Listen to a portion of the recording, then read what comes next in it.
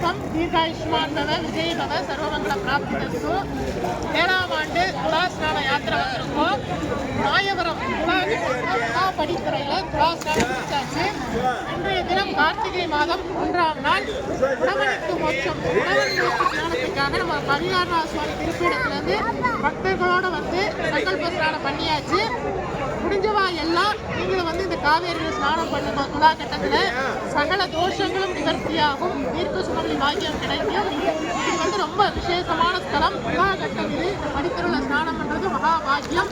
சகல விதமான ரோகங்களும் குணமாகக்கூடிய இடம். அதிசீக்கிர துலா ஸ்நான பிராப்தி சொல்லுவோம். அதிசீக்கிர துலா ஸ்நான பிராப்தி தஸ்து. அதிசீக்கிர துலா ஸ்நான பிராப்தி தஸ்து.